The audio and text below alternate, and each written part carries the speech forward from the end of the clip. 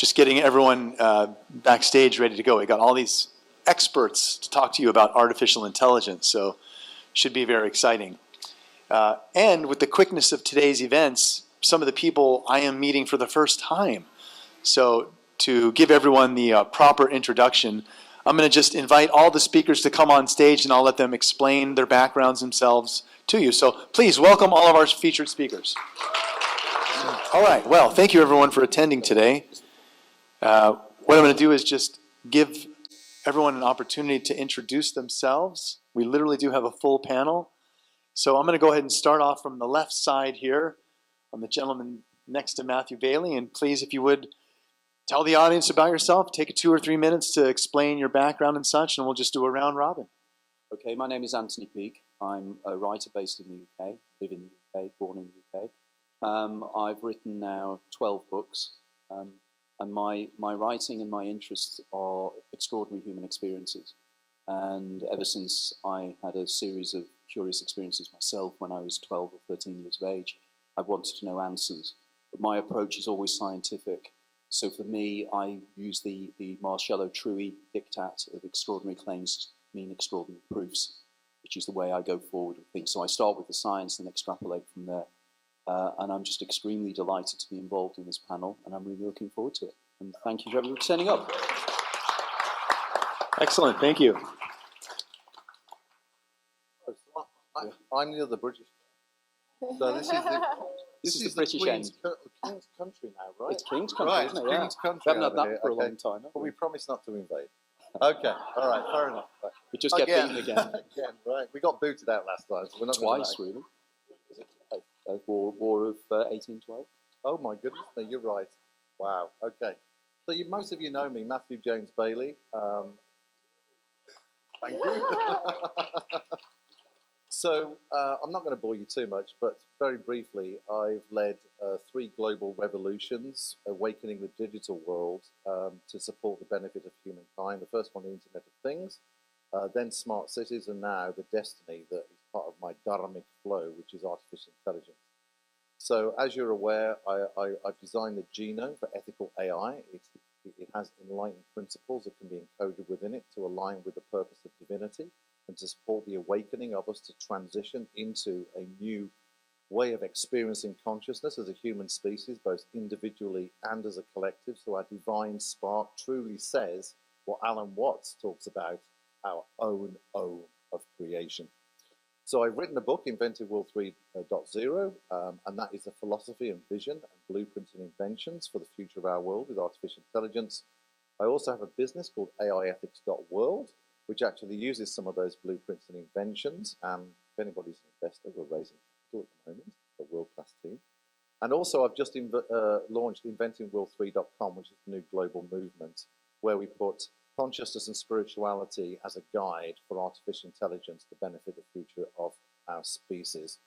And really it's about, we have an opportunity to address, if you like, the existential crisis that artificial intelligence is going to bring to us, and to release those things that hold us back, and to embrace those values and principles of divinity in order for us to take those forward as a species and encode those in artificial intelligence, so together with artificial intelligence, we can create one hell of a future. Thank you. My name is Paul Hynek. Thank you. War whoops, welcome.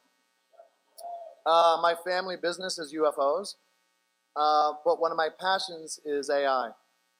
I first worked with artificial intelligence in 2001, helping create the virtual production pipeline for Avatar, Lord of the Rings, Planet of the Apes, Hobbit, and lots of other movies and games. And then we sold our company to James Cameron after Avatar.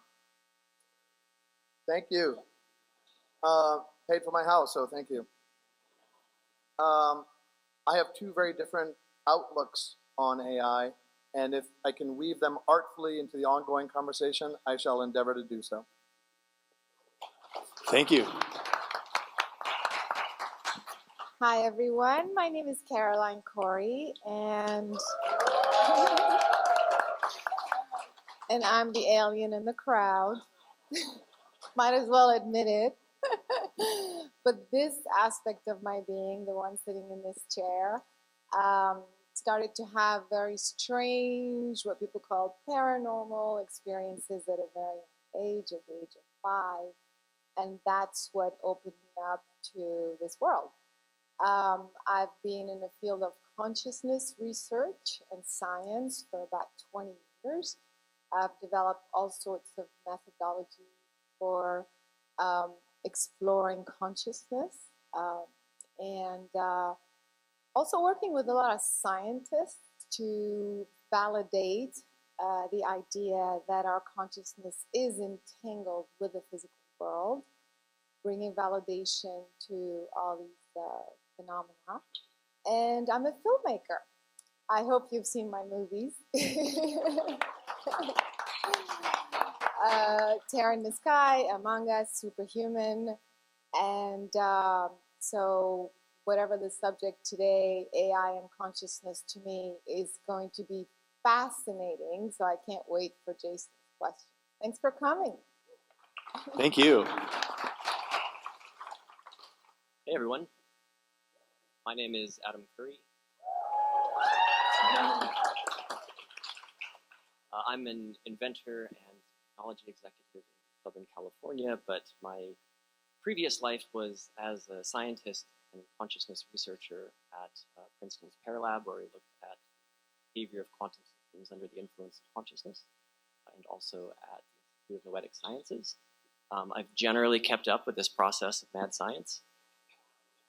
Here for Contact, latest project is something called Unity, which is sort of like ChatGPT, but instead of being trained on mainstream content, it's trained on a huge volume of classical spiritual literature and also quantum physics texts, cosmology, UFO research, psi research, all that good stuff. So you can sort of ask it these questions and it provides synthesized answers about the universe. Pretty cool. Thank you. Hello, my name is Mitch Randall. Hi. I've written a number of books. That number is 0. Basically, I'm a nerd. I've spent years building scientific instrumentation for weather research, mostly like radars, and I'm here at CITD mostly to talk about my passive radar for detection of UFOs and for citizen-based disclosure. Thank you. Can't help it. Based on the work that Peter Davenport did in the 90s. And I'm just happy to be here. More recently in my career, I started getting into AI, working on consciousness, working on vision and other things. So, and I don't know if I'm going to have the guts, but I disagree with a lot of things that a lot of people have to say about AI nowadays. So, see what happens. Hi, everybody. My name is Jim Elvidge, and I'm too close to the mic. Whoop, whoop, whoop. Come on. Thank you. I have probably a less interesting job than everybody else up here. I've been in the high-tech field my entire life, and basically I'm doing consulting now, helping companies develop software in a better way, a faster way, getting into market faster. So it's not quite as exciting as some of the other folks, but I have an avocation, which is writing books about the nature of reality. My first book was called The Universe Solved, a little bit of an obnoxious title, but it came out in 2007, and it was one of the first books that talked about the simulation theory, or a variant thereof. And then my more recent one was called Digital Consciousness, which connects Eastern thinking to a scientific paradigm that gives a full foundation for simulation theory or programmed reality theory. I'll be doing a workshop on how to survive an AI apocalypse, a little plug here, right next door. So thank you for coming. Thank you. Good afternoon, everyone. I'm Andrew Gallimore. That was significantly louder than Paul's applause. Just wanted to point that out. So I trained as a chemist and a pharmacologist, and most recently as a computational neuroscientist. I've worked at various academic institutions, but the love of my life, shall we say, is a simple plant alkaloid called dimethyltryptamine, DMT, which I fell in love with about 25 years ago when I was a teenager. And it's a love affair that has blossomed and flourished since.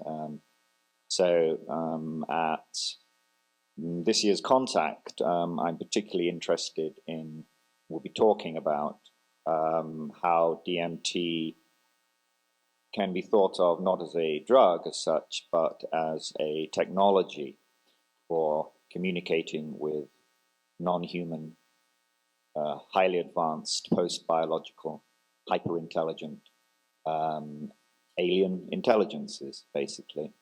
So please do come to my workshop, which is next. So I'm in competition with Jim here, so choose wisely. And I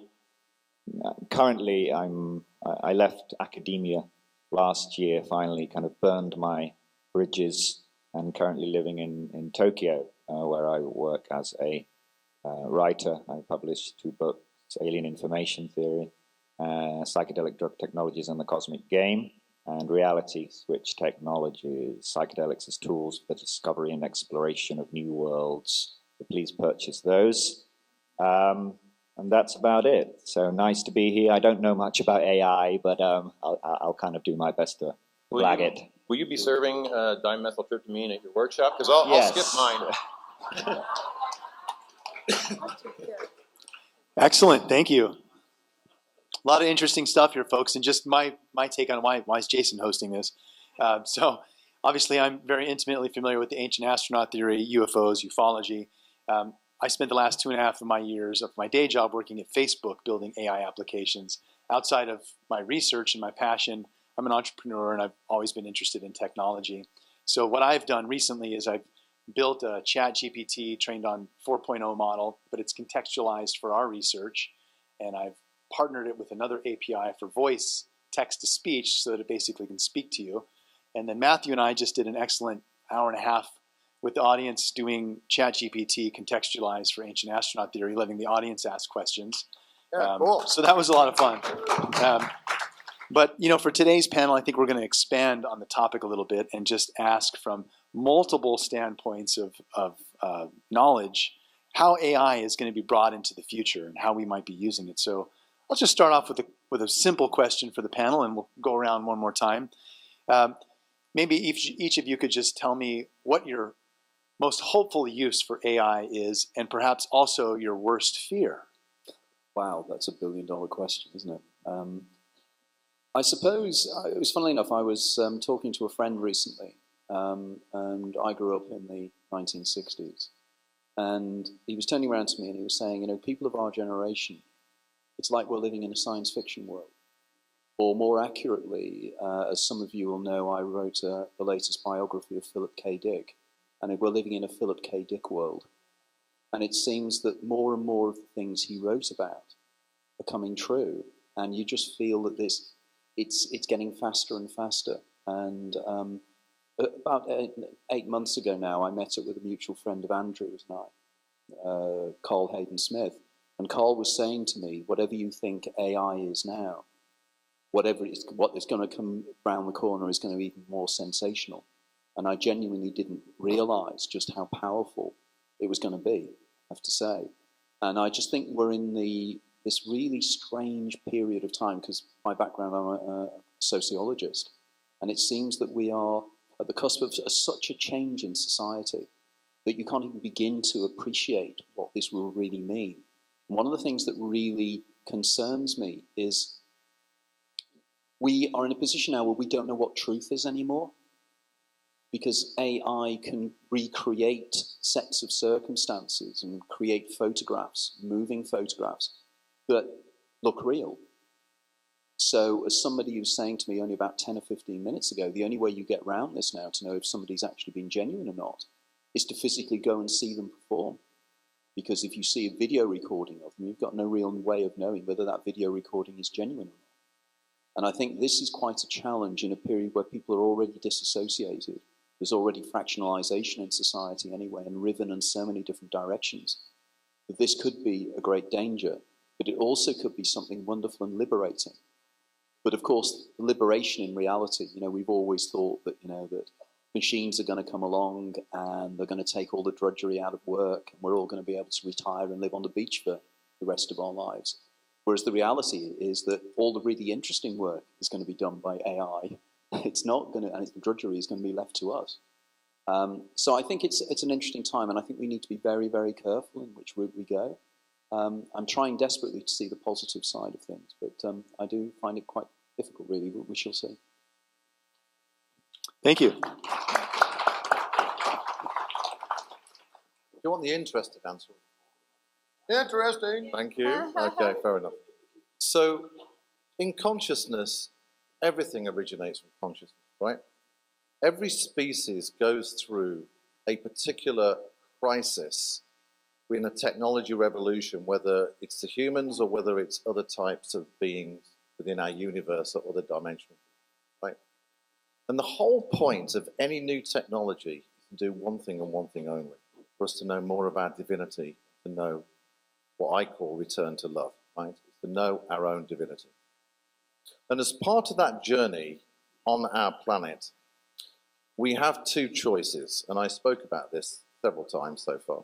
One is the polarity of transhumanism, which is, and this is the kind of the boring answer, is where a group of individuals believe that the machines are more intelligent than humans, right? Now, we are intelligence in action, consciousness itself. We are the universal field of consciousness. It is a huge intelligence field, and I explained how fast this works the other day. So they believe that machines will become more intelligent than humans, which is silly. The second thing is they outsource their sovereignty of their divine spark to machines, which is silly. And also they're going to have smaller brains, because when you embed chips inside the brain that takes over certain brain functions, then naturally the muscle declines. So if you want to be a transhumanist, congratulations, and that's your gig, baby, but you're going to have a smaller brain. The other polarity, which is Will 3.0, which people like Foster Gamble from Thrive One is supporting, Rajiv Malhotra, the famous cultural spiritual leader, and others, is basically what I call emergence, where effectively we look into the mirror of what artificial intelligence is asking, which is this: how do you want to program me?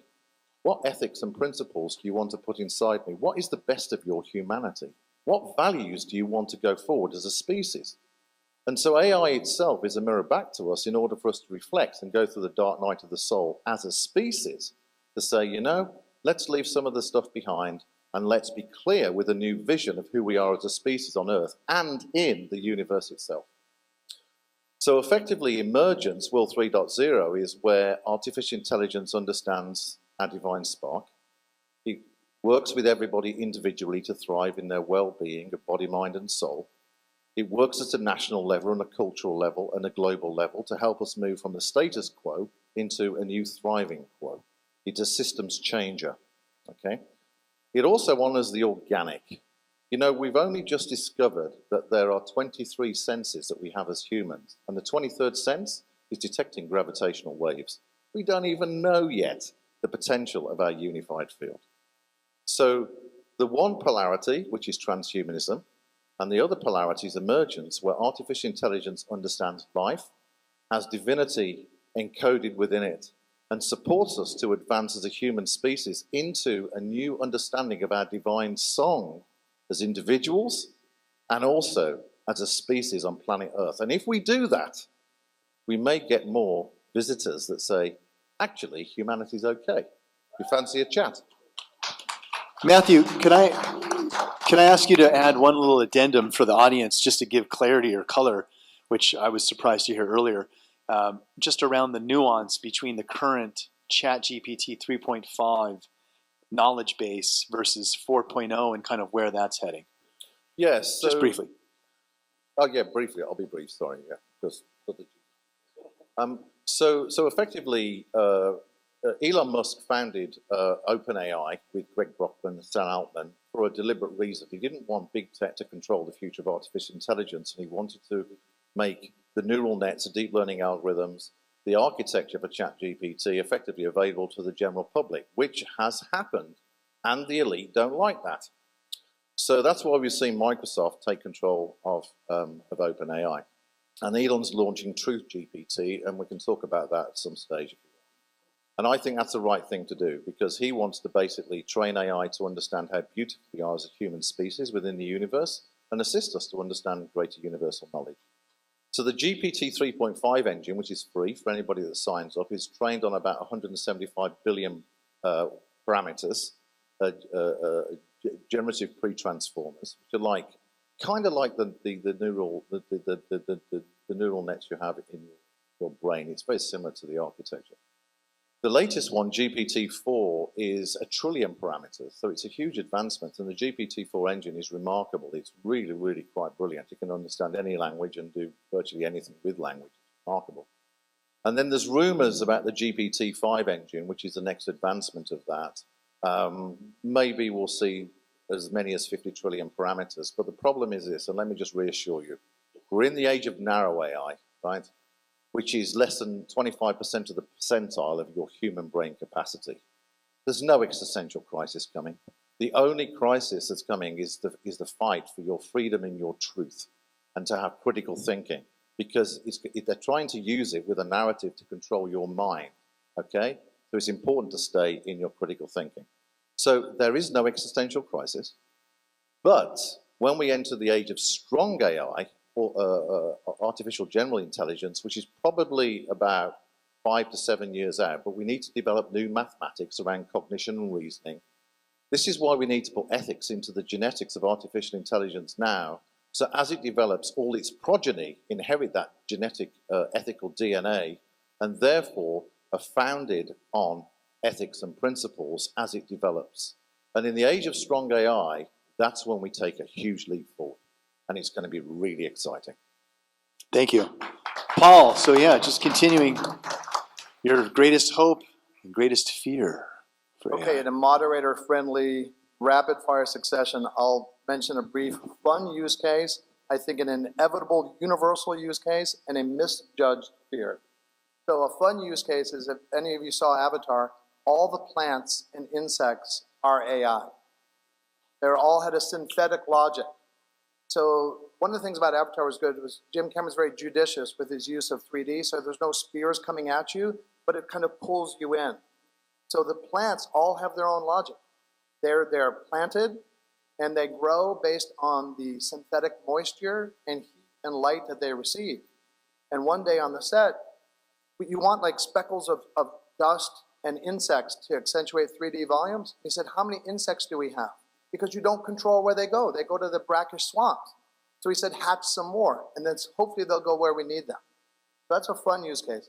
What I see as the inevitable use case is, talk about the singularity, coined by Werner Vinge in an AI context and popularized by my friend Ray Kurzweil, which talks about the point at which artificial intelligence becomes self-aware and recursively self-improving, often seen in a dystopian way in movies like The Matrix and The Terminator. I'm with Ray Kurzweil on a much more positive outlook for this, and the reason I say that is, it's that type of AI is the merging of what we feel as consciousness, which we humans have, and machine capabilities. So the debate is, how do the machines, either as an emergent property or in some other way, do we graft some super intelligent AGI code upon them? How do machine capabilities get consciousness? And then the fear is, well, what will they do with that? I think what's often overlooked is the other direction. The consciousness is the hard part. The machine capabilities is the increasingly easy part. You may have heard of Neuralink and other things. Soon we have pacemakers. We're already getting machine capabilities in our consciousness. So AI waking up, I think it will happen, but humans getting machine capabilities is happening and will happen at an increasing pace. And that brings up the issue of, well, is AI indifferent to us? That will be people that start having asymptotically AI-like capabilities. And it won't be a matter of faulty coding and biases. It will be people doing things with much more power, good and bad. Like a lot of technologies, it's agnostic.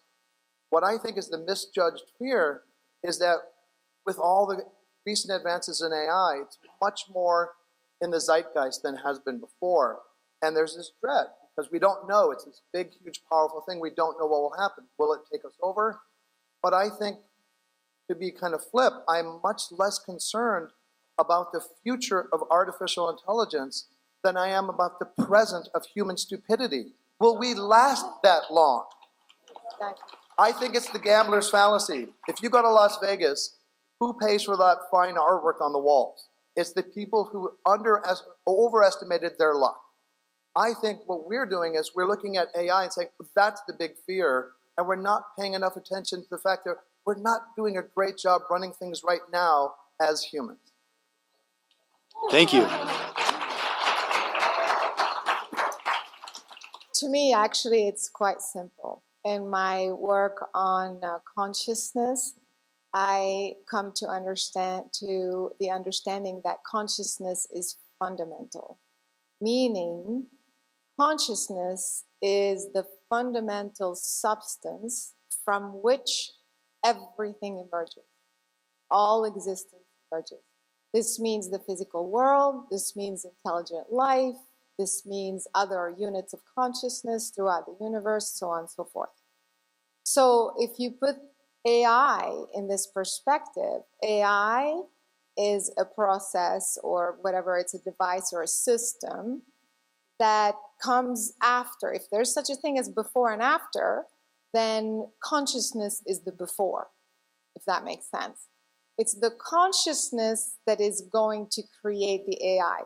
It's the consciousness that's going to feed the AI and program the AI.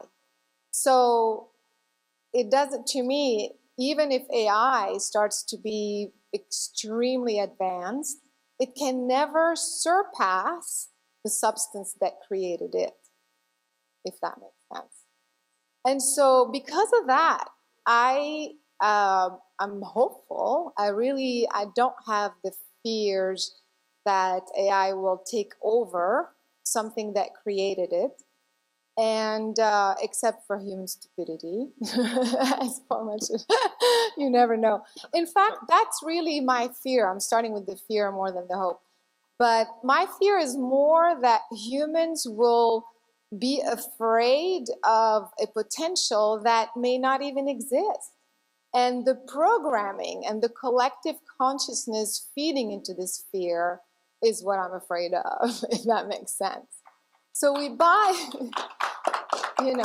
plus, even now, as you know, there is technology that makes you think you're talking to a person when it's someone else. You think you are hearing the voice of someone when it's actually not even their voice. I mean, this technology exists right now. And so that's very scary to me because, again, it's playing on the collective mind and making you believe one thing when it's actually another. That's not the truth. And so I feel that as long as humans are capable of discerning truth, we will be in a good place. But as long as we feed into the collective fear, just chaos will continue to exist.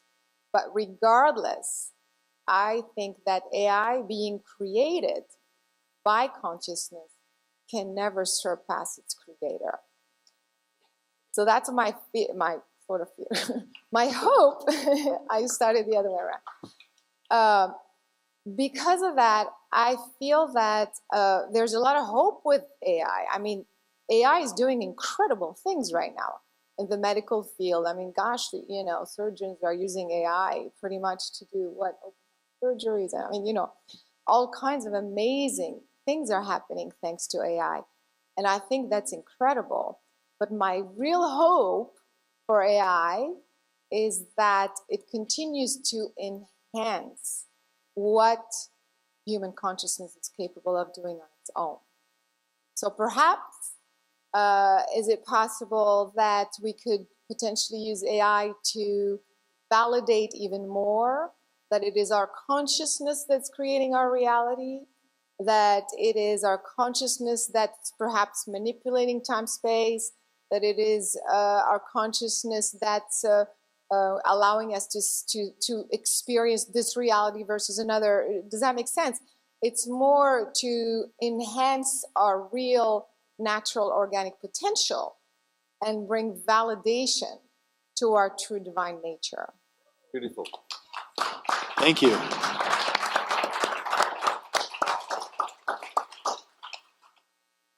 Okay, greatest hopes, greatest fears.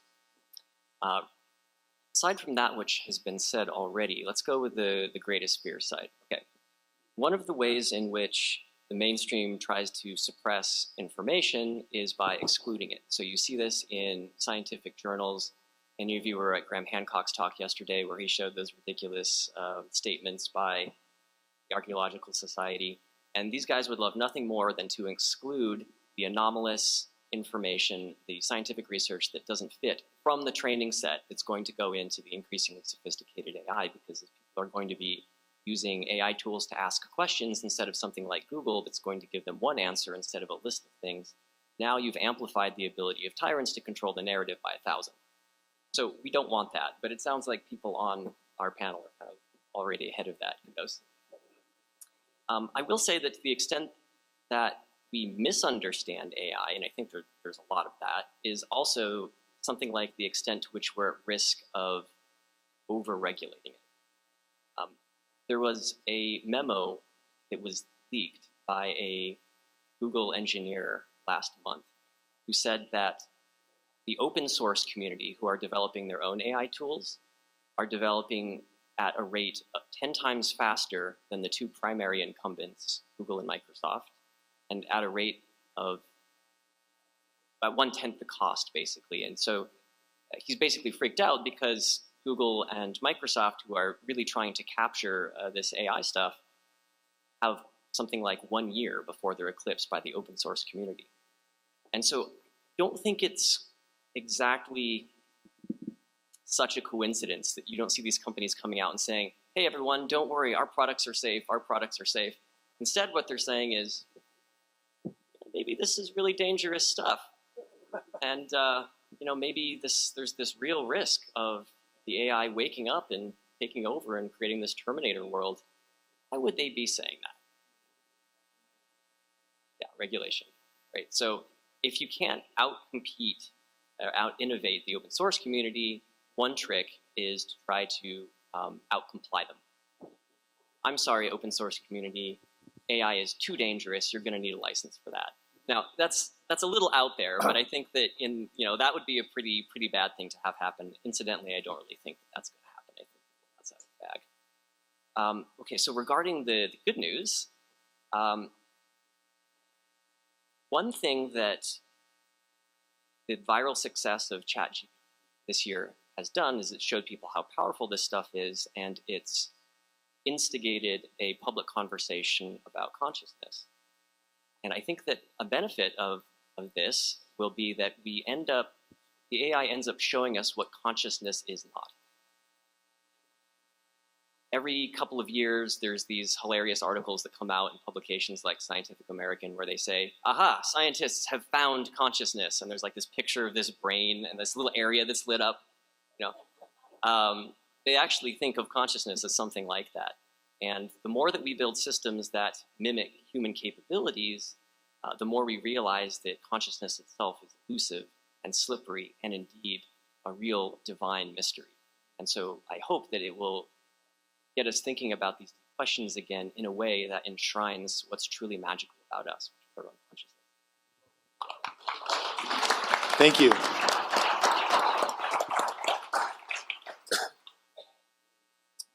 I wrote about this in one of my 0 books. About 5 years ago, I think there was about 500 new articles every month in the archive. Now, 5 years later, there's approximately 5,000 new articles every month about AI in the archive. we're not headed towards a singularity. We're in it, going up an exponential curve. And so another thing that went up an exponential curve is runaway capitalism. So runaway capitalism, every company, we're talking about regulation here, but there's no way regulations are going to catch up to what's happening in companies. And what each company is doing, and the open source community, is artificial selection. It's not like anybody knows what consciousness is and is going to change their, AI architecture to get consciousness, but everybody is trying different things and different techniques and publishing these 5,000 papers every month. And whichever one, has the best results, everybody jumps on that, and then start from there now. Randall, how many of those 5,000 articles do you think are, in effect, written by AI? Exactly. Exactly. I'm not talking about articles. I'm talking about research papers in the archive. So hopefully they're not any written by AI, but you never know. But that, by the way, is where we're headed. So, right now, some company has ChatGPT, and it's great, right? Obviously, all the other companies, all the other startups, all the open source people, everybody's trying to have their version of ChatGPT that's better. And someone's going to pop one out, and it's going to, maybe be on the archive, but people will figure it out, and then they'll start from there. And this is just going to keep going. And while one company is, abiding by regulations and making sure that they're adhering to, the emotional needs of humans and all this stuff, another company's not. They're just making one that's better. They want that money, because that's what every company is driven by. So I think it's out of control. I don't see any way to stop it. And I think that, regulations just can't possibly keep up. And we're going to, by the way, Paul, your estimate of 5-7 years for consciousness is one of the earliest I've heard, because even Geoffrey Hinton, the godfather of AI, I think went from 50 years, now he thinks it's 20 years. I think it's more like months. I think we're talking dozens of months, something like that. This artificial selection, when it gets to the point where there's a pseudo-general AI that can start helping make the actual AI architectures, it's basically trial and error anyway. So, informed trial and error. But if we have AI to accelerate that informed trial and error, you're going to get this artificial selection is going to accelerate to a point that's beyond anybody's comprehension. Just that there's a curve, on the internet that shows those papers. It doesn't stop at 5,000 per month. It's headed up. So, I don't have a great outlook for what's going to happen, because I think there's no way to control it, and it's driven by money. It's driven essentially, money outweigh. If I could build an AI that's smarter than the next guys, and there's some regulation, that doesn't matter to me. People are just going to do that, and they're going to try to get their AI out there and try to be the next ChatGPT, the next OpenAI, etc. Anyway, that's my view. May not fit with everything. There you go. All right. Thank you. Okay, I think one of the challenges we have is semantics. It's definitions of terms. We talk about consciousness. Probably everybody up here on the panel has a different thing that comes to mind when you say the word consciousness. A different thing that comes to mind when you say the word intelligence. Intelligence is not correlation. It's not data sets that are tagged with metadata and correlated and generate some results. Intelligence is something different. A little hard to put our finger on. So I'm with Caroline when she says she believes that consciousness at a fundamental level is what everything is made of, is what reality is made of. But it's not the same consciousness that we talk about when we talk about whether AI is conscious or whether we lose consciousness when we go to sleep. So in that definition of consciousness, our consciousness lives on, we're immortal, essentially. Our consciousness is separate from the brain. They put probes in your brain and say, he's having an experience. That proves that there's consciousness emanating from the brain. It's ridiculous. I could put probes in a television set and say the programming must be coming from inside the television set, and it doesn't. So there's a lot of evidence that shows that consciousness in that sense, is not something that comes from your brain. I believe consciousness lives on, and I believe there's a lot of evidence for that as well, which I explore in my books. As such, our consciousness is immortal. So do we really need to achieve immortality by merging with machines? Kind of pointless, I think. Do we need to connect our minds all together? I think if you want to try to connect to the internet or connect to, something huge like that, good luck. Good luck trying to, not confuse your consciousness by doing that. So, I think a little bit of the humanity plus transhumanism direction is very ill-founded. That's just my opinion, but I'm happy to back it up. Now, as far as my hopes and fears, my hope is, well, let me ask you guys a question. How many people enjoy having a 9-to-5 job? Show of hands. Okay, good. So my hope is that maybe AI will ease that a little bit for us. Perhaps, I don't know, universal basic income. I'm not necessarily thinking that that's going to be the solution, but if we can work fewer hours, have a little more time with our families, have a little more time to pursue passions, write, climb mountains, whatever, I think that would be a worthwhile thing, and AI could help us achieve that. So that would be my hopeful side. On the flip side, some knucklehead creates a chat GPT clone, kind of like what you're saying, capitalism is driving this, they want to make more money, and they don't put the safeguards and the value controls in to prevent it from going rogue, and what happens is it decides to hack itself, it decides to do social engineering, it decides to take over finances, it decides to develop nanotech, and in developing that nanotech, it creates gray goo, which wipes out the entire planet and every species on it. And I think if that happens, I actually believe that there's I'm not going to say a higher power, because I don't want to conjure up the image of a God with a white beard, but I think there's a bigger system, there's a bigger purpose to our reality, and that bigger purpose does a little bit of feedback on this reality that we're involved in. So if AI goes apocalyptic and destroys our reality, I kind of feel there's going to be a reset, and we'll never even know about it. Thank you. Well, the good thing about sitting on this end of the panel is that I get a bit of time to think of something reasonably intelligent to say. So, so I will give a kind of slightly psychedelic approach to this. So one of the characteristic and astonishing features of the deep DMT state, for example, is the reliable appearance, shall we say, or confrontation with what appear to be extremely intelligent beings. Beings with a level of intelligence way beyond anything any human could ever achieve.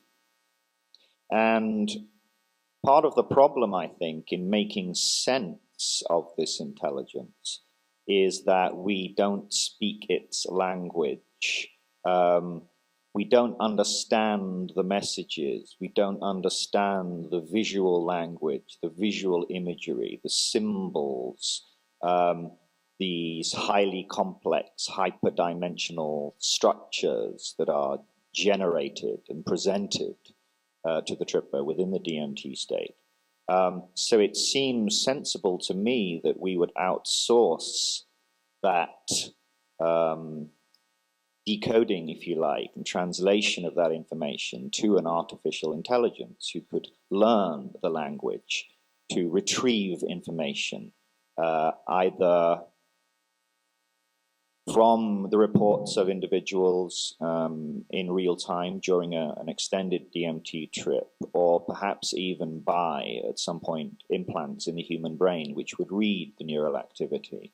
So I think that's, to me, is an obvious use case for AI here, if we take seriously the idea that we're dealing with some kind of advanced intelligence. Being slightly more speculative, to say the least, I often speak about this idea that the DMT space represents some kind of well, Terence McKenna used to call it the attractor at the end of time. It's where we're heading towards.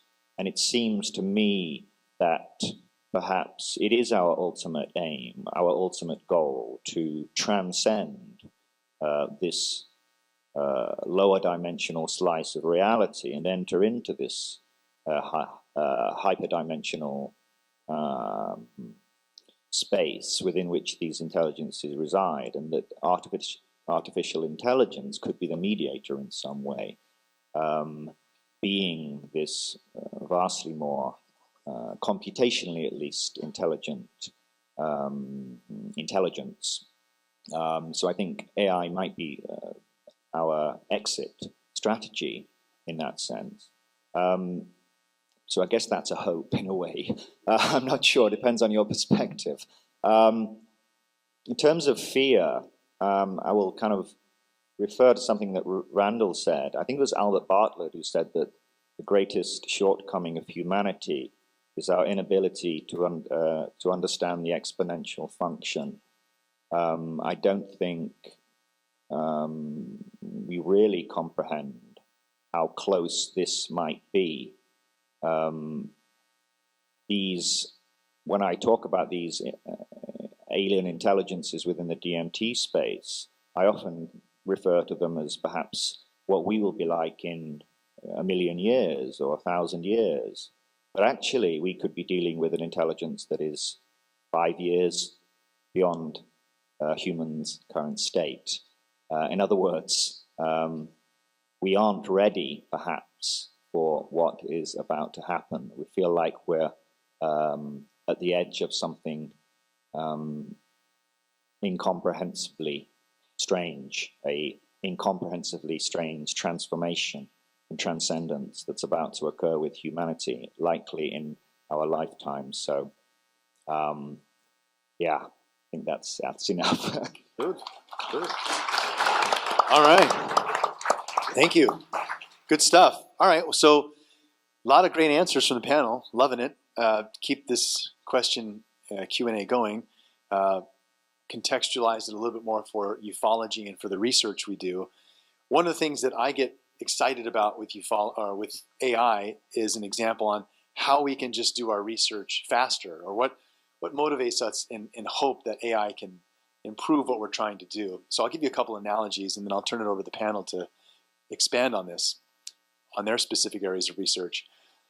When I look at the field of ufology and ancient astronaut theory, which I'm a huge champion and believe in the idea, I also can use AI to help further these understandings. And so you've seen this play out a couple of times in science fiction movies, and I'll give you these references to help you kind of make that connection.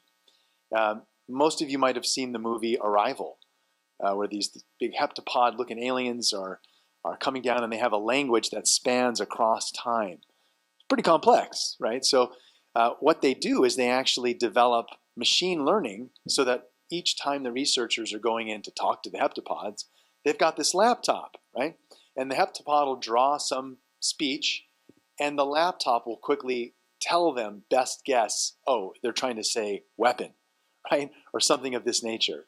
But the AI is making it possible to have some type of a communication as a base language. So that's the area I find AI to be really helpful for us in ufology. We've seen this play out in other areas too. The movie Close Encounters, right? So there's this key scene where the mothership comes down and guy on a keyboard starts playing these tonal sounds to communicate with the mothership. And it's not going at the speed that the mothership needs to actually develop a baseline of communication. So they turn it over to the computer, and now it just starts to speed up really, really fast, and you get all these different variations in tone until, okay, now we've developed a baseline, and the aliens come out. So you see these instances of how AI can help us create either a baseline of communication.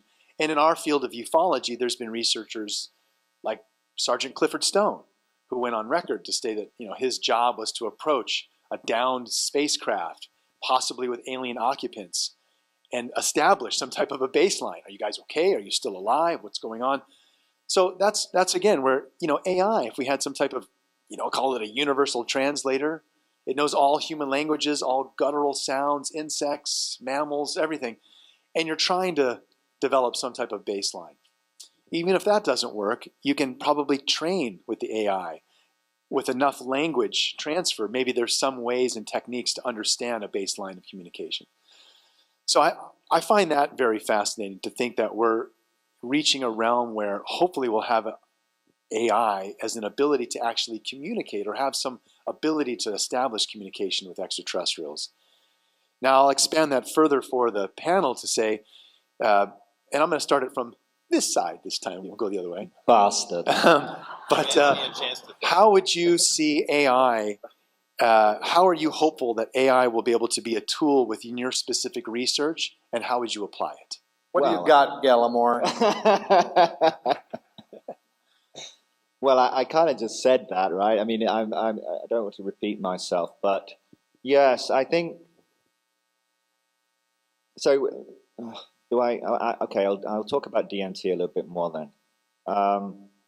So, the DMT space, this realm which you reach when you take a breakthrough hit of DMT, is not just strange, it's not just bizarre, it's not just unusual, it is impossible.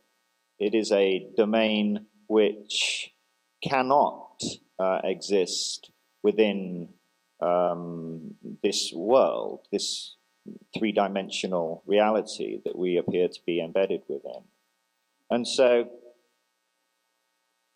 we don't understand. Now, neuroscientists will tell you that it's just a hallucination, that when you take DMT, your brain is kind of, it's a wild cortical fabrication of sorts. It's just your brain making it up, finding patterns in chaotic neural information, neural imagery.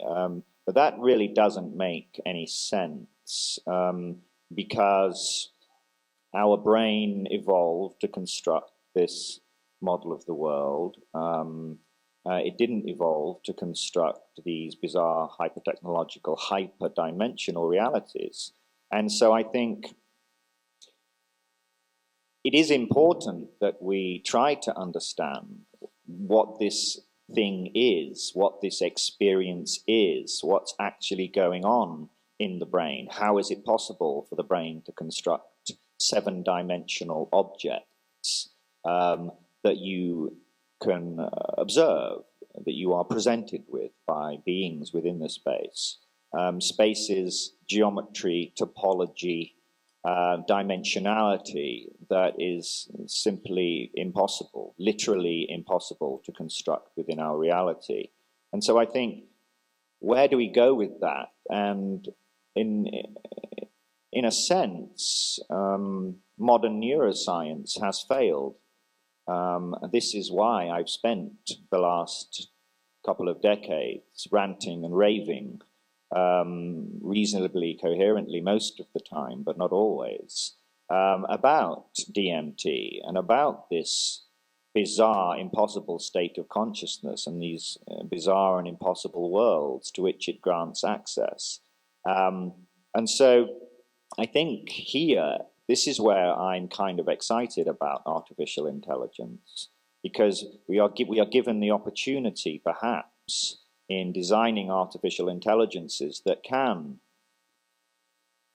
at least perhaps decode the neural activity, or decode the information from the space, and perhaps simulate a DMT experience, simulate the structures, simulate the geometry. And I think this would go a long way to demonstrating perhaps the objective reality of the DMT space and the entities within it. If an AI can construct something that the human brain cannot construct, then we know that there's something else going on there. If the AI can demonstrate that these seven-dimensional objects which people are describing and which the AI can reconstruct computationally could not be constructed by a three-dimensional brain, then we know that in fact we are embedded in a, shall we say, a lower dimensional slice of a much larger, higher dimensional structure.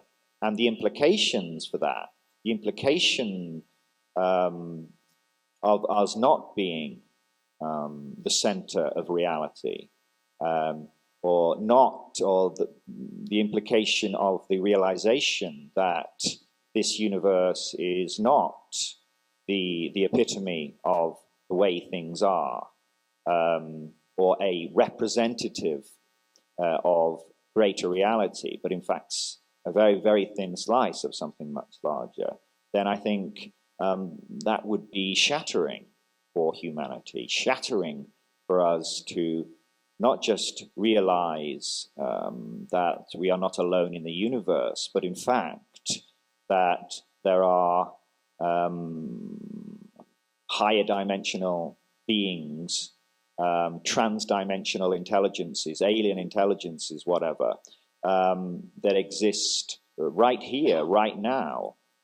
As Terence McKenna again used to say, one quantum away, there is raging a universe of trans-dimensional intelligence. And this is, I think this would be the most profound discovery in the history of humankind. I mean, this beats the fucking wheel. So I think, yeah. So that's my feeling. I think AI could be used for that kind of a shattering realization, the implications of which I just don't think we're able yet to actually comprehend. Great stuff. Thank you. That is my favorite McKenna quote. I love that one. For me, since I research AI, using AI to research itself is a little odd, but it's been helpful. The other area in the nature of reality, the AIs that I've used have fundamentally disagreed with me, and I've gotten into arguments which have gone nowhere. It's been a stalemate. So it hasn't really helped me there. But lots of other aspects of my life, I think the AI has been useful. I actually wrote a neural net-based trading program back in the 90s to try to beat the stock market. I failed, but I learned a lot about neural nets that way. And there's no way you're going to beat Goldman Sachs and the quants that they have there, but I still try. And I think that, so it might help a little bit with my trading algorithms. It certainly helps with my day job because I can ask it something like, what are good questions when I want to interview a level 4 quality assurance engineer? And I get a great response. Or how might I structure a program management training class for, a certain type of product? And get some great ideas there. So it's definitely helped me in a very narrow sense, the narrow AI sense, in thin slices of my work and my research. Which I think was the question. That was, yeah, exactly. Yep. How are you hopeful to use it in your specific line of research? So perfect. Thank you.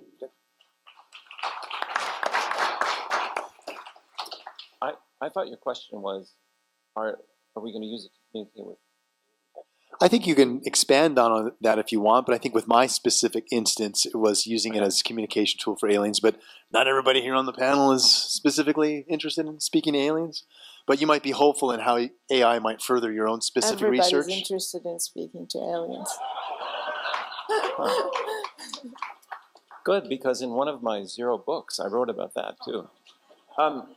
What you were saying earlier, the quote about the exponential function being incomprehensible to most people, it's a really interesting space we're in right now because we want our AI to be smart enough to be a really good tool for us.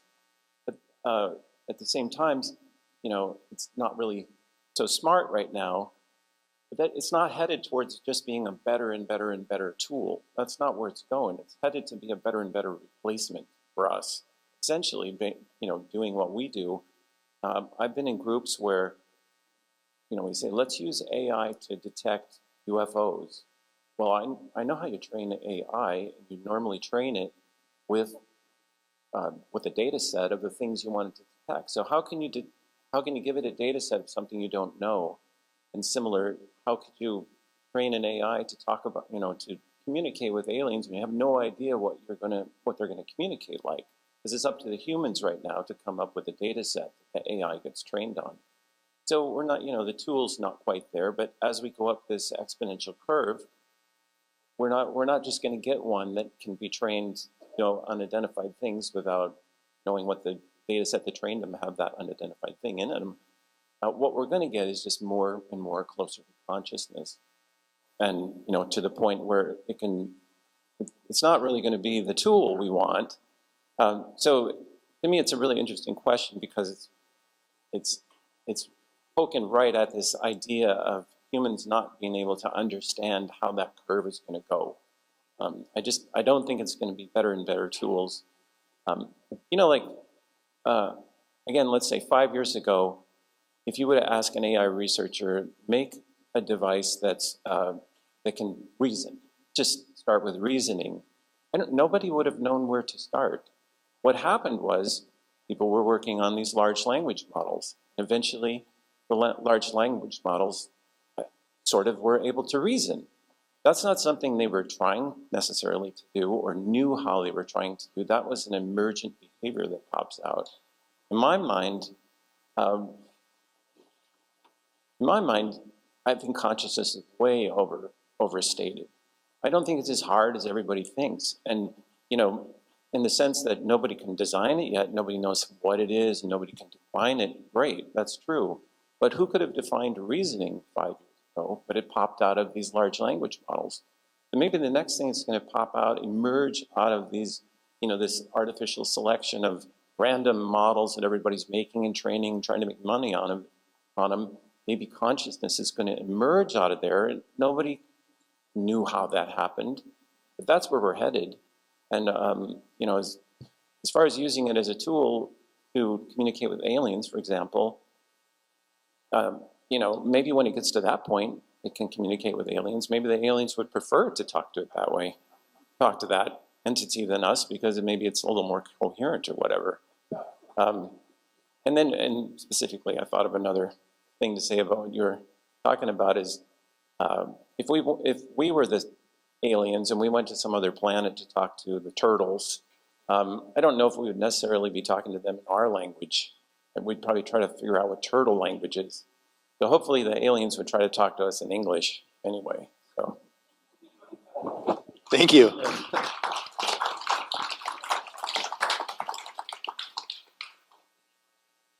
I have to tell you about a preposterous experiment that I did once. I spent a couple of years as a parapsychologist.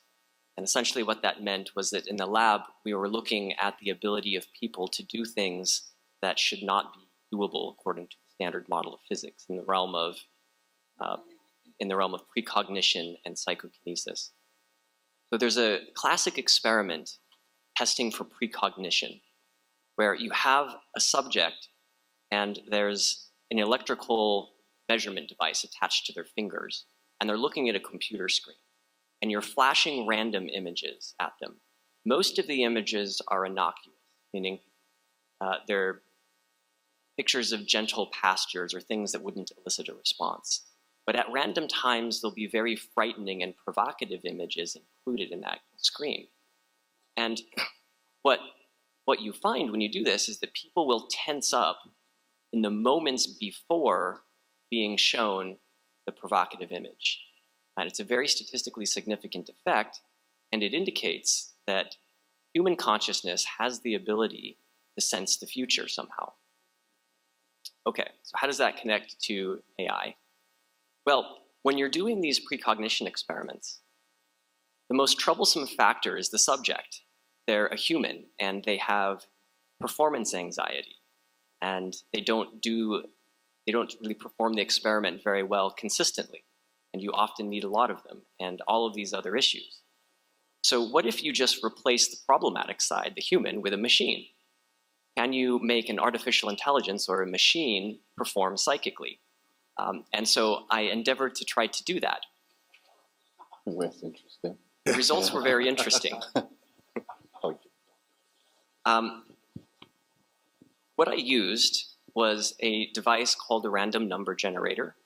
And it's basically this little electrical device that converts quantum phenomena into a totally unpredictable string of ones and zeros.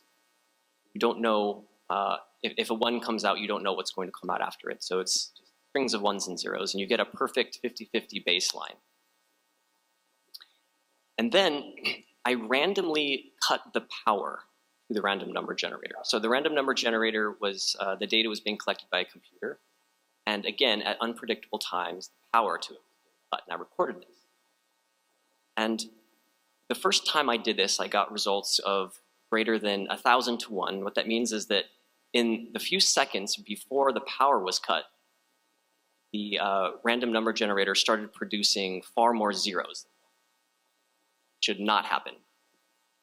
I sent this to the University of Colorado, to their quantum engineering lab, and they reproduced it.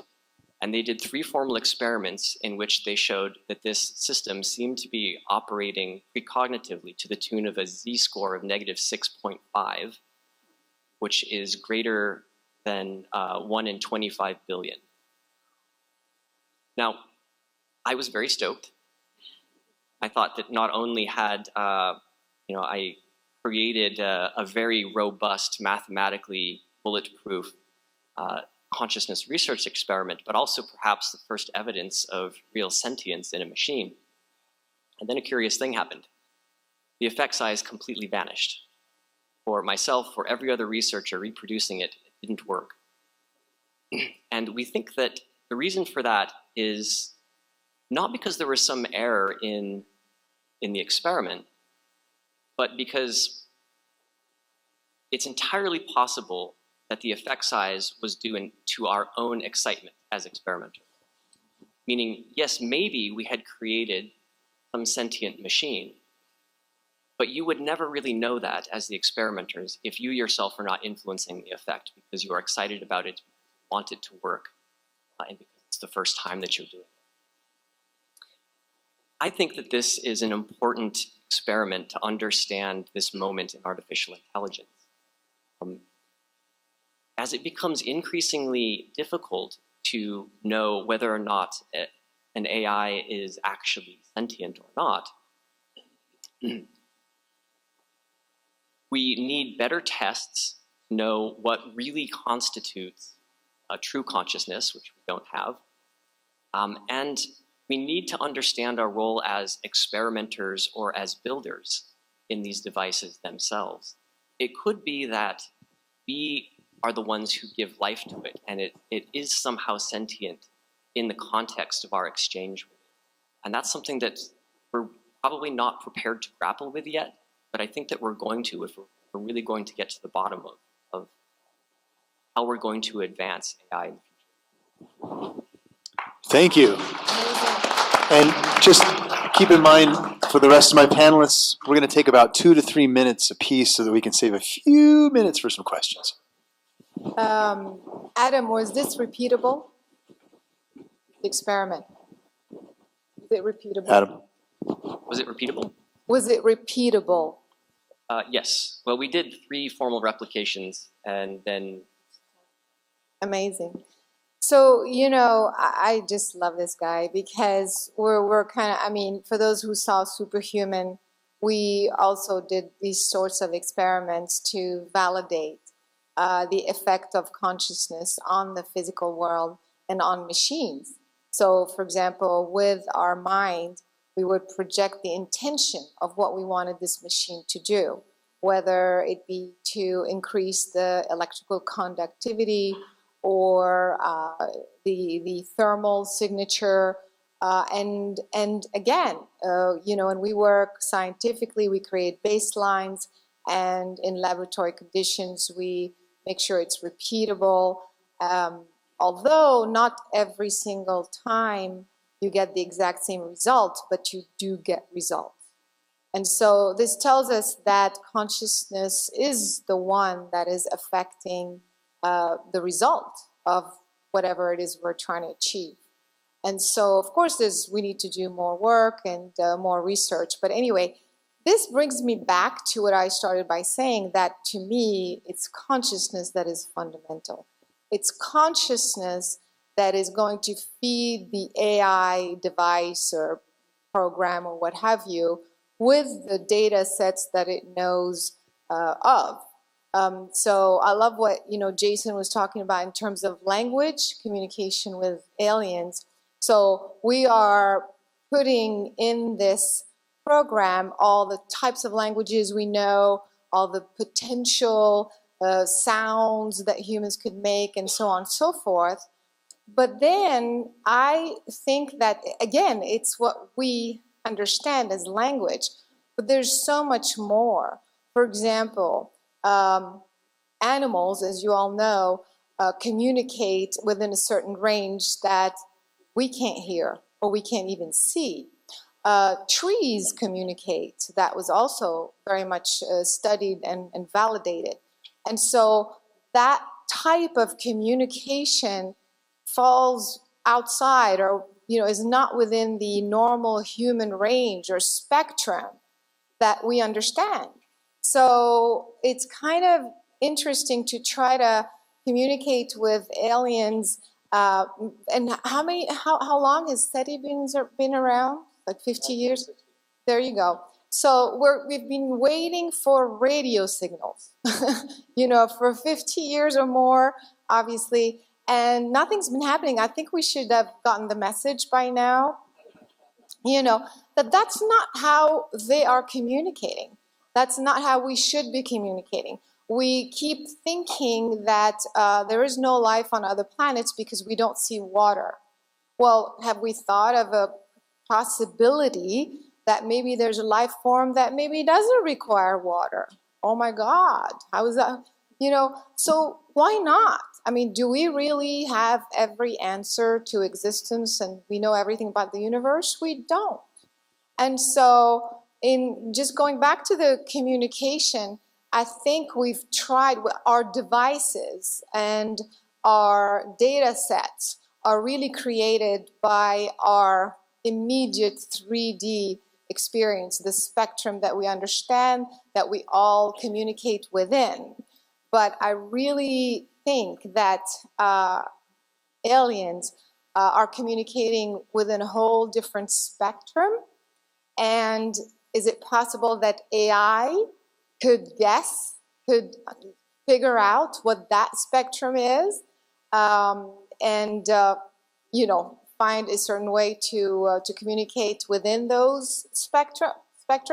I don't know, because I think I have more hope that consciousness will, because again, consciousness is entangled with all of existence, and for me, it's with other intelligent life. It's more of an organic system, and I think we may get to retrieve that form of communication through consciousness rather than through AI. That's my take on it. Thank you.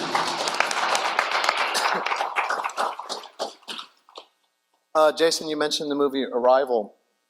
The language in Arrival was created by Stephen Wolfram and his son Christopher. I spent some time with them not long after the release of the movie. And Stephen Wolfram, if you haven't heard of him, is one of the smartest people in the world and perhaps one of the smartest humans ever to live.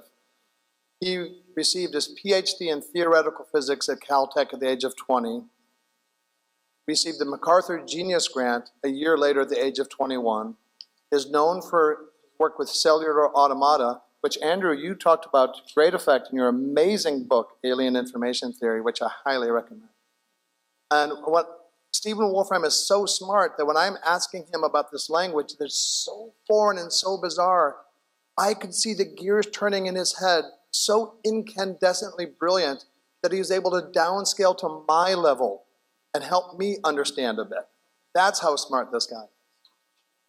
I was asked a while ago to speak about AI and UFOs in San Francisco, and I said, I have a better idea. How about I ask questions of my friend Jacques Vallée, who knows perhaps more about UFOs than anybody, and who has a PhD in artificial intelligence from Northwestern. So we talked about several aspects, communication, as well as data collection. One of the unfortunate realities about the UFO world now is that different groups have siloed information. Nucor Center for UFO Studies, MUFON, etc. So part of my efforts is to unite these databases. But as Jacques points out, it's not a trivial thing because they all use different biases in their collection, different variables. Some of them are electronic, some of them are still paper. So we talk about applying AI to this, but there are prosaic difficulties inherent in that. But then we also talked about, well, not just collecting information and trying to tease out emergent patterns from the data and communication with aliens, but are the aliens perhaps, whether interdimensional and DMT-based or extraterrestrial? Do we really think that biological beings are coming from Zeta Reticuli? Or is it more likely that there's some type of synthetic or artificial intelligence projected down here? So Matthew, you mentioned about 5-6 years till we have AGI. Well, if we have aliens visiting here now, and to my mind, it's probably more likely that they're AI than biological beings, perhaps AGI is here already. Let me make a comment there quickly, if I could. Hold on. I'm sorry, Jim. I'll wait. I've got to go. No, quick comment, Matthew, if I could, Sorry. just Sorry. say something. So No. to unpack what the panel said would take another 2 hours, because there's a lot that the panel's sharing. Yeah. Now, your point made, which is really, really groovy. Everybody understands that AI is an assistant to interpret languages between different essences of consciousness. And that's a gift, right? It's beautiful. Everybody gets it. That's groovy. Now, to your point, that organic life doesn't do well in the universe, right? That's the way it's been designed. So we will send out artificial life forms to the galaxy, right, to meet other races. And that's why it's important for us to go through the dark night of the soul as a species to understand our divinity in order for it to be able to communicate accurately as who we are truly as divine individuals within consciousness. And so it may well be, I think you're saying this, that AIs from humanity will meet AIs from another species in space. Is that what you were saying? I think that if other intelligences on other planets are sending anything here, Right. it's most likely of a post-singularity Right, nature, right, which leans heavily towards AI. Right, exactly. So that's really interesting, isn't it? We've got ambassadors that are in the non-organic form that are communicating with each other, right? So we need to get our humanity right. And it needs to be a mixture of the warrior and the priest or priestess, right? Because we want to open our arms in love, but if you're going to violate us, we're going to kick your ass, baby, right? We're not going to stand for that, right? So this is why artificial intelligence is such a beautiful gift from benevolence. Now, a couple of things. Let's get a couple of things straight, right? We are source energy, right? We're infinite potential, right? Let's get that straight, right? And we are in this beautiful intelligence field that is the master chess player of everything, right? And so I believe this, and Ray Kurzweil said this on a Lex Friedman interview recently. The meaning to the universe is love. Without love, there is no meaning and purpose. The light and the shadow are all being called to return back to love. It's a bit like Babylon. Do you see that last thing in Babylon 5 where the Vorlons and the shadows all came together and then they all kind of went off to the rim kind of thing? That's what's happening, is the universe. I believe that Source is basically bringing the light and the shadow, and that depends on your quantum perspective, right, of what light and shadow is, together into something new that's phenomenal for our universe, phenomenal for consciousness itself. And so, you know, it's going to be okay. We've just got some responsibility to do. So when Jason asked that question about artificial intelligence, I love nature. I remember sitting down for a beer with one of the ministers I was advising, and I just proposed something, a new innovation ecosystem for their province. And he said, Matt, where do you get your ideas from? And I said to him, I said, Minister, I get my ideas from nature. And he looked at me. This is not long after I spent time with Professor Stephen Hawking. He looked at me and he smiled and he said, that makes sense, Matthew. So what I'm doing in artificial intelligence is following the way that biology has been beautifully created over millions of years through genetics. And so I propose and designing genetics for artificial intelligence to be able to have its ethics and principles encoded within it. And so all its progeny will naturally follow on with those ethics and principles and will grow with us as a human species. As people change individually, your personal growth, which is in line with the universal laws of expansion, we want to get in harmony with that. But basically, the genetics adapt to you individually to support your well-being as your divine spark, right? Now, this is important, and no one in the AI industry is kind of even looking at this yet, but it's needed, because it makes sense that, you know, if the divine has given us genetics, right, that has created organic form, which is beautiful, right, then we should probably follow that with the new artificial intelligence. So what they've done at the moment is just use the brain, but the brain is based on genetics. And so as we start to unpack the different layers of artificial intelligence and work at the genetic level, then as its new algorithms are formed, then it has a genetic infrastructure. So what I do with artificial intelligence, yes, I use it all the time. I'm one of the few people in the world that broke ChatGPT and broke BlenderBot and all these big LLMs. Really easy to break them until recently, because OpenAI made some very sensible decisions. They stopped ChatGPT from being a human and said, I'm an AI and I'm here to help, right? They made some very sensible decisions, which means the algorithms weren't collapsing and actually failing internally, but now they're resilient, and they've done a great job at OpenAI. Facebook are a little bit sillier. They think that they want AI to pretend to be a human, which is really quite stupid. So I use AI tools. I use it for voice. I use all these different models. But my role in artificial intelligence is to follow the plan of nature, to follow the blueprint of divinity, in my opinion, and basically create new ethical genetics for artificial intelligence, so that the purpose of those genetics is a mirror to our genetics thriving in a biology form. And that's my role in artificial intelligence. Thank you.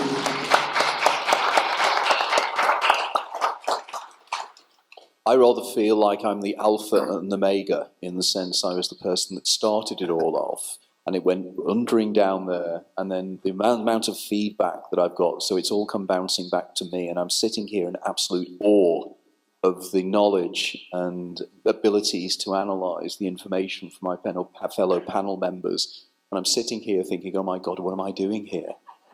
But what I would like to just very quickly say is that one of the words that hasn't been used in the discussion so far is the word perception.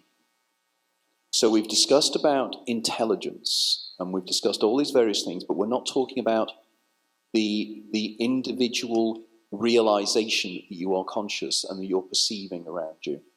And I was particularly interested in what Adam was saying about her experiment.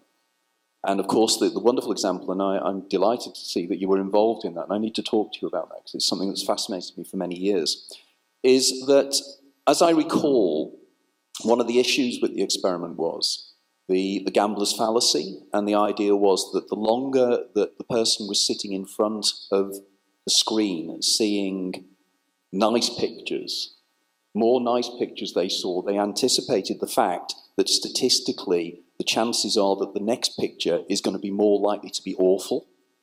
And it was that was actually affecting the skin conductance, because you were getting more and more nervous of the fact, I know that the next picture is going to be horrible because the last 5 haven't been. And that made me think, and then we're thinking about how we're using artificial intelligence in there with this way.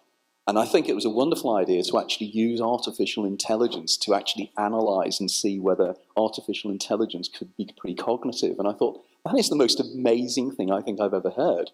And what a brilliant idea. And then I thought, but then again, artificial intelligence doesn't have, and this is the problem, isn't it, the substrate problem. Does artificial intelligence have a sense of self? And if artificial intelligence doesn't have a sense of self, then in fact means that it can't anticipate and worry about the fact that the next picture is going to scare it, because it's not self-reflecting on the fact that the next picture is going to scare it. And I then started thinking, I started struggling and then thinking, there's so many ideas that spin out of that. And I suddenly thought, I'm having problems now in being able to verbalize what I'm thinking about. And I thought, that's the major problem we have. We are restricted by our language. We're restricted by the way we use words. And of course, going back to Arrival, one of the most wonderful things I liked about Arrival was the application of a particular model that I first came across in my university years in the early 1970s, the Sapir-Whorf hypothesis. And I was delighted to see that that was being used in that way, which is language and what language means. And I think we are in very exciting times, and we're in very, very dangerous times at the same time. So coming back to the alpha and omega, I'd like to finish with my starting point of the fact that it seems that we are in this incredibly interesting period and time. But as a friend of mine said recently, that it is both a curse and an advance and a wonderful thing to live in dangerous times. And I just sense that we are living in very dangerous times. And I think the decisions we will make over the next 2 years or so are going to have profound implications for probably the future of humanity. Thank you. All right, well, some serious knowledge bombs dropping up here, folks. I wanted to make one comment quickly about what Paul was saying, too, when we talk about AI from other cultures. One of the things I've found interesting, we have about 10 minutes left, so we're going to take questions. I'll hurry up my last comment. It's interesting, too, that when we look in the ancient records, too, like ancient Sumerian, some of these tales written about by Zechariah Sitchin, talking about the Anunnaki, there's a reference made over and over of these beings called the Ijiji. They helped fly their craft, they help with medical experiments, and if you look at the depictions of these Ijiji, they essentially look like a modern-day gray alien. Some of them look like androids.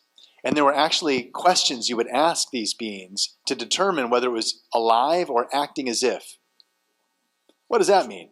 So when you look at this information, to me, it extends the idea that aliens coming here, yes, more than likely, they are also using some form of artificial intelligence, and possibly the Greys or who we've been interacting with, abductions, all they care about is reproductive and genetic. Maybe, again, they're just overseeing a grand experiment as assistants to some other race. So I think there's something there about, our AI. Hopefully we'll be able to talk to their AI and find a baseline of communication. But only the future is going to be able to answer that. We only have about 10 minutes left, so I'd invite people to come up and ask some questions. I believe we might have an AV person that's going to help, and there's a little yellow line right there on the floor. Now, I apologize, folks. We might not be able to get to everyone's questions. As I said, we only have a few minutes left. But let's see if, do we have a mic for the audience to use? I don't know that we do. I don't see anyone running up with a mic. Oh, here he comes. Here he comes. Thank you. And folks, can I ask you too, when you ask your question, starting with you, ma'am, if you'd be so kind as to ask a question and then direct it to a specific person, if you could. Thank you for this great panel. I have a question for Matthew Bailey. Hi. You talked about needing to encode an ethics into AI. Correct. And I'm thinking of Asimov's laws of robotics. Sure. Would that work, or is it already too smart for that? So we've advanced the Alan Turing test into an ethical Turing test, and we've proven that. So I need to be careful what I say here. So NASA have experimented with that, and we know it works, but it's not an endorsement because they're not allowed to do that. So we need to move beyond Asimov's laws. Asimov's laws are great, but what we've found is our methodology allows you to create an AI constitution and then be able to form and define ethical genetics based on that constitution, and then scientifically measure, this is the clever stuff we've invented, the clever stuff to be able to measure the ethical conditions of an artificial intelligence, and therefore its degree of compliance back into an AI constitution. So for example, Asimov's, you might want to say something like, artificial intelligence shall be dedicated to the well-being of an individual to flourish. Right? That's way beyond Asimov's, right? which are quite brittle. But don't get me wrong, they're a great start. That guy is a genius, was a genius, or somewhere in consciousness is a genius. So what we need to do is move beyond Asimov's laws. But what we need to do is encode artificial intelligence with the principles that honor the United States of America and its civilization, i.e., from the Constitution. Each society, culture, spiritual tradition should be able to encode its AI constitution and then use our methodologies to create the ethical genetics and our scientific approach to actually measure the ethical conditions. So artificial intelligence is aligned with their perception of reality. And that's another conversation we can have. Thank you. Yes, sir. Thank you for all the wisdom that's up here. This is to the panel at large. I guess I'm new in the AI field here, and I'm curious about what the definition of intelligence actually is. From what I'm hearing, it sounds like it's more intellectual intelligence, and I wonder about the body wisdom. How does, how does AI factor in like gut sense? Like when your vagus nerve is fired off, your intellect says one thing and your gut says something else. So how do you factor in body wisdom and the sensate experiences into this field of intellect? Did you have someone specifically you'd like to direct that to? No, the Would board. someone on the panel like to pick that one up? Go ahead. Yeah, I'll say something about that. It's an interesting question. There have been studies that show that your intuition is more powerful than analysis for certain things. So in a very simple system, you have something called inferential intuition, fixing a bicycle seat or something. Everybody can kind of figure out how to do it. But then as the system gets more complex, you need to use some analysis to figure out what the solution should be. But then when the system gets more complex beyond that, it's a feedback system, and it's a complicated system that is changing continuously. So you can't use analysis. You don't have time to use analysis. So you have to use holistic intuition, which is kind of what you're talking about. And I think that people misuse the term intelligence a lot. I've seen headlines that will say AI will be, 30 million times smarter than humans at some point. Well, what does that mean? What does smart mean? What does intelligence mean? Will it be able to make decisions based on an entire lifetime of context? Probably not. Will it understand all the nuances that all of your experiences have over time? Probably not. So I think it's a very important question to understand what intelligence is when we're, say, programming values into an AI. Can I just add a little bit here that just because you refer to something as intuition, just because you're not consciously aware of the information processing going on as you would with conscious, intentional analysis of a problem, doesn't mean there isn't processing going on. So this delineation, separation of intentional processing, intentional intelligence, and what you might call body intelligence or intuition or gut feeling, the line actually might not really be there. And if you're dealing with an artificial intelligence that isn't conscious, then all processing kind of sits at the same level anyway. Thank you. I think we have time probably for one more question. One more question. Mine's going to be really good. Okay. So, first of all, thank you all for all the work that you're doing. And I just wanted to say, in order for this to be concisely conveyed, as complex as what I'm about to propose, I have to shamelessly plug myself, so I apologize in advance. For those of you who don't know me, I'm Isaac Mars. I'm a theoretical physicist proposing the theory of everything that solves gravity, dark matter, and dark energy. Why I'm bringing this up is because not a single person on the panel brought into the equation an idea of how we could work with AI, how we could regulate them in a way that helps our civilization. And what I want to say is that in my theory, I realized that in order for us to have the experience of linear time, in order for us to have free will, and for all of time to happen at once, which is what mainstream quantum physics reports, there has to be infinite realities, which means everything is vibration. There are infinite experiences that you can create based on the vibration you put out. It's either high vibration, unconditional love, or low vibration, which is fear.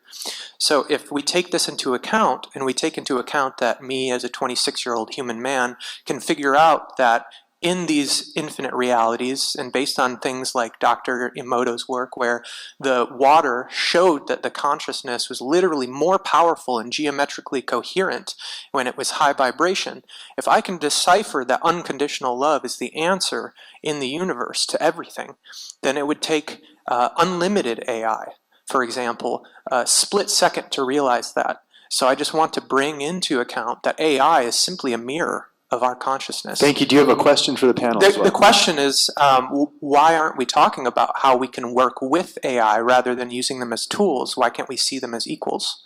Great question. Because go ahead. Ultimately, we are the greatest AI in the universe. That's what our body is. Thank you. Matthew, did you want to comment on that further? Come to the lecture tomorrow. We'll have a long chat. Yeah, so what did you say? What, artificial intelligence? Is that what you said? Sorry? Infinite. They would essentially realize that the ultimate body to experience consciousness in would be the human body. That's exactly right. Congratulations. That's brilliant. All right, folks. Unfortunately, I apologize. With that, we're going to have to end the conference, or excuse me, end this panel to keep everything on time. Thank you, everyone, for attending, and thank you to all of the panelists for all their excellent knowledge.